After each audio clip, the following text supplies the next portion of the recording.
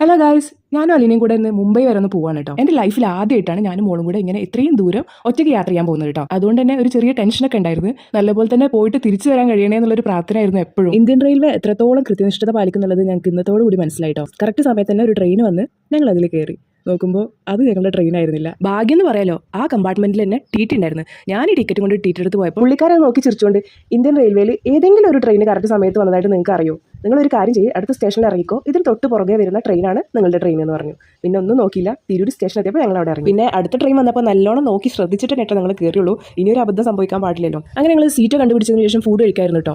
കാരണം നല്ലോണം വിശക്കുന്നുണ്ടായിരുന്നു. ഉച്ചയ്ക്ക് ലഞ്ച് വെച്ചിട്ടുണ്ടായിരുന്നില്ല. ഈ പോകുന്ന തിരക്കിൻ്റെ ഇടയിൽ അതൊന്നും കഴിക്കാനുള്ള ഒരു സമയം ഉണ്ടായിരുന്നില്ല. ദൂരയാത്ര പോകുമ്പോൾ എന്തായാലും ബോറടിക്കുന്നു പറഞ്ഞിട്ട് അവളൊരു ഡ്രോയിങ് ബുക്കൊക്കെ കയ്യിൽ വെച്ചിട്ടുണ്ടായിരുന്നു. പിന്നെ അതുകൊണ്ടുള്ള പ്രഹസനമാണ് കേട്ടോ ഇപ്പോൾ കാണുന്നത്. പിന്നെ ഒരു 9 മണി 9:30 ആയപ്പോൾ തന്നെ ഞങ്ങളുടെ കമ്പാർട്ട്മെന്റിലുള്ള എല്ലാവരും കിടന്നു. അപ്പോൾ ഫോഴ്സ്ഫുള്ളി എനിക്കും കിടക്കേണ്ടി വന്നു. പക്ഷേ ഞാൻ ഉറങ്ങിയിട്ടുണ്ടായിരുന്നില്ല കേട്ടോ. സത്യം പറഞ്ഞാൽ ഞാനും മോളും തനിച്ചല്ലേ ഉള്ളൂ. അപ്പോൾ എനിക്ക് ഉറങ്ങാൻ പേടിയായതുകൊണ്ടാണ് കേട്ടോ ഉറങ്ങാതിരുന്നത്. അതുകൊണ്ട് തന്നെ രാത്രിയാണെങ്കിലും എനിക്കൊരു ഇതുള്ള സ്ഥലങ്ങളൊക്കെ കാണാൻ കഴിഞ്ഞു കേട്ടോ.